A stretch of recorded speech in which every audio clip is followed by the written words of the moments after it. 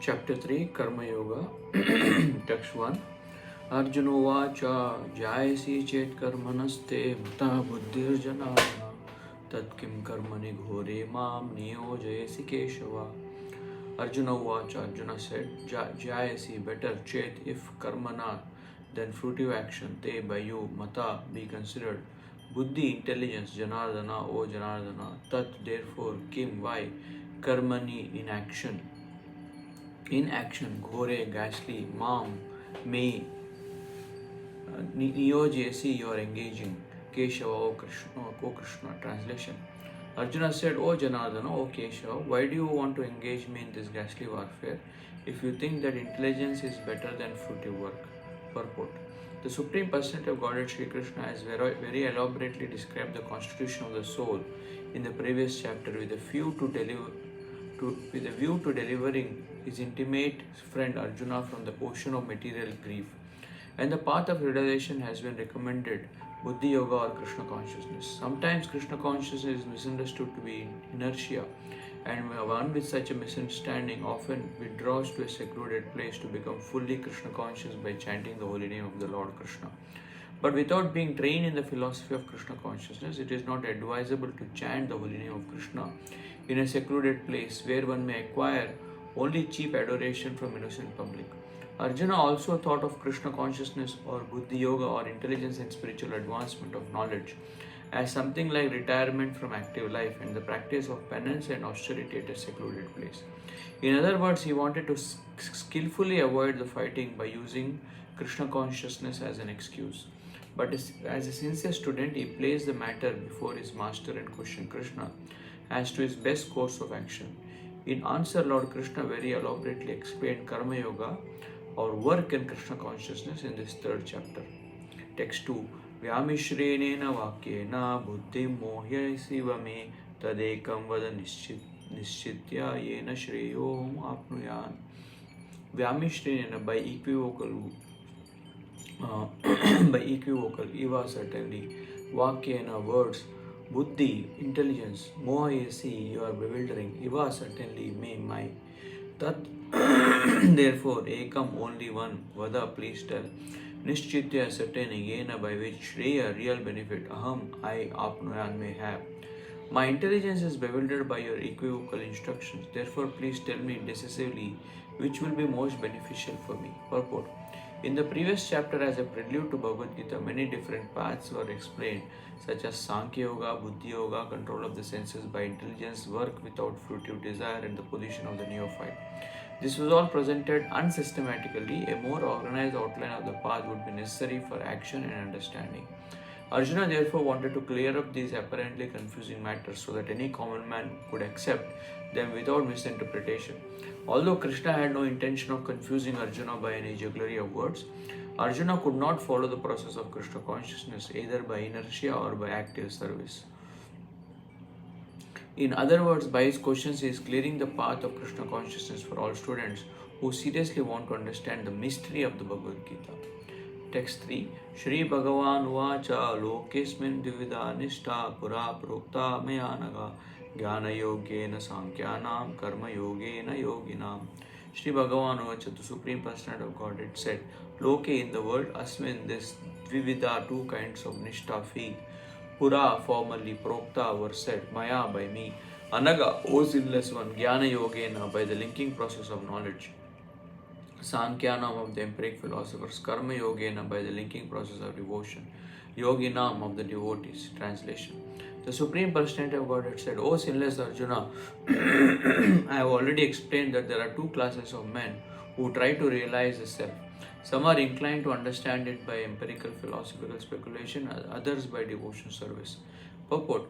In the second chapter of verse 39, the Lord explained two kinds of procedures, namely Sankhya Yoga and Karma Yoga or Buddhi Yoga. In this verse, the Lord explains that the same more clearly.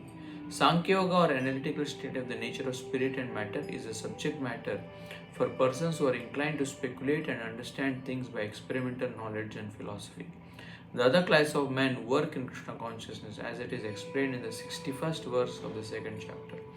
The Lord has explained also in the 39th verse that by working by the principles of Buddhi Yoga or Krishna consciousness, one can be relieved from the bonds of action.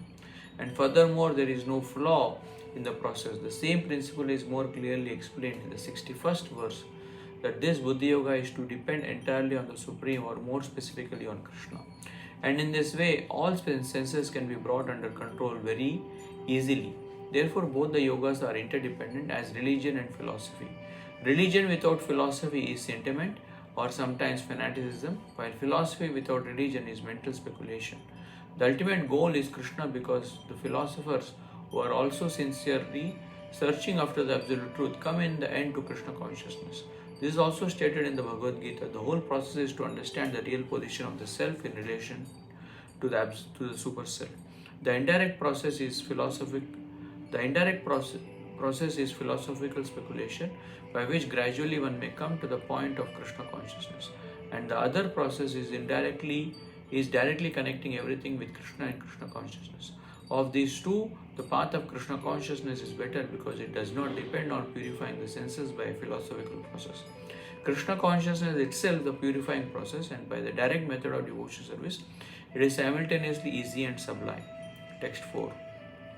न कर्मणाम् अनारम्भा नैष्कर्म्यं पुरुषोऽश्नुते न च संन्यासनादेवा सिद्धिं समधिगच्छति. Not karmanam of prescribed duties, anarambhat by non-performance, naishkarmyam freedom from reaction. Purusha, a man, ashnute achieves, nor sha also sannyasanat by renunciation, eva simply siddhim success, samadhigachati attains. Not by merely abstaining from work can one achieve freedom from reaction, nor by renunciation alone can one attain perfection. The renounced order of life can be accepted when one has been purified by the discharge of prescribed form of duties, which are laid down just to purify the hearts of the materialistic men. Without purification, one cannot attain success by abruptly adopting the fourth order of life, sannyas. According to the empirical philosopher, simply by adopting sannyas or retiring from fruitive activities, one at once becomes as good as Narayan, but Lord Krishna does not approve this principle. Without purification of heart, sannyas is simply a disturbance to the social order. On the other hand, if someone takes to the transcendental service of the Lord, even without discharging his prescribed duties, whatever he may be able to advance is in the cause is accepted by the Lord. Buddhi Yoga. Swalpam apyasya dharmasya trayate mahato bhayat.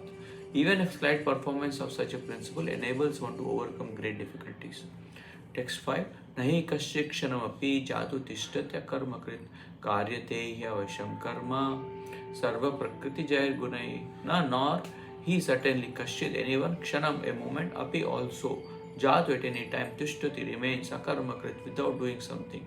Karyate is forced to do. He certainly avasha helplessly. Karma work, sarva all, prakriti jay, born of the modes of material nature, gunai by the qualities. Translation. Everyone is forced to act helplessly according to the qualities he has acquired from the modes of material nature. Therefore, no one can refrain from doing something, not even for a moment. Purport.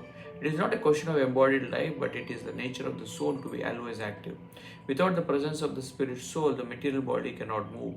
The body is only a dead vehicle to be worked by the spirit soul, which is always active and cannot stop even for a moment. As such, the spirit soul has to be engaged in the good work of Krishna consciousness, otherwise it will be engaged in occupations dictated by the illusory energy. In contact with material energy, the spirit soul acquires material modes, and to purify the soul from such affinities, it is necessary to engage in the prescribed duties enjoined in the Shastras. But if the soul is engaged in his natural function of Krishna consciousness, whatever he is able to do is good for him. The Srimad Bhagavatam 1.5.17 affirms this. Tyatva swadharmam charanambujam harer bhajan apakvo atapate tato yadi yatrakva badram abodhamusya kim ko varta apto avajatam swadharmataha. If someone takes to Krishna consciousness, even though he may not follow the prescribed duties in the Shastras or execute the devotion service properly, and even though he may fall down from the standard, there is no loss or evil for him. But if one carries out all the injunctions for the purification in the Shastras, what does it avail him if he is not Krishna conscious? So the purificatory process is necessary for reaching this point of Krishna consciousness. Therefore, sannyas or any purificatory process is to help reach the ultimate goal of becoming Krishna conscious, without which everything is considered a failure. Text 6. कर्मेन्द्रियाणि संयम्य या आस्ते मनसा स्मरन् इंद्रियार्थान् विमूढात्मा मिथ्याचार स उच्यते. Karma Indriyani, the five working sense organs, Samyamya controlling, anyone who aste remains manasa by the mind, Smaran thinking of, Indriyartha and sense objects, Vimuda foolish, Atma soul, Mityachara pretender, Saha he, Uchate is called. Translation: one who restrains the senses of action but whose mind dwells in the sense objects, certainly deludes himself and is called a pretender. Purport: there are many pretenders who refuse to work in Krishna consciousness, but make a show of meditation while actually dwelling within the mind upon sense enjoyment. Such pretenders may also speak on dry philosophy, and in order to bluff sophisticated followers. But according to this verse, these are the greatest cheaters. For sense enjoyment, one can act in any capacity of the social order, but if one follows the rules and regulations of his particular status, he can make gradual progress in purifying his existence. But he who makes a show of being a yogi while actually searching for objects of sense gratification must be called the greatest cheater. Even though he sometimes speaks of philosophy, his knowledge has no value because the effects of such a sinful man's knowledge are taken away by the illusory energy of the Lord. Such a pretender's mind is always impure, and therefore his show of yogic meditation has no value whatsoever. Text 7. Yastve indriyani manasa niyamya arvate arjuna karme indriya karma yogam asaktam sa vishishyate. Yeah, one who too but indriyani the senses, manasa by the mind, niyamya regulating, arabate begins. Arjuna, O Arjuna, karma indriya by the active sense organs, karma yogam devotion, asakta without attachment, saha he vishishyate is by far better.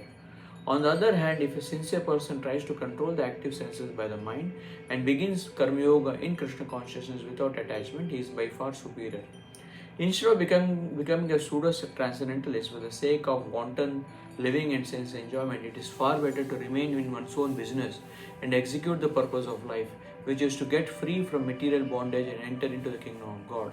The prime swartha gati or goal of self-interest is to reach Vishnu. The whole institution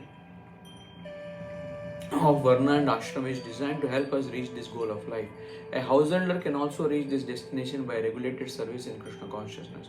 For self-realization, one can live a controlled life as prescribed in the Shastras and continue carrying out his business without attachment, and in that way make progress. A sincere person who follows this method is far better situated than false pretender who adopts show bottle spiritualism to cheat the innocent public.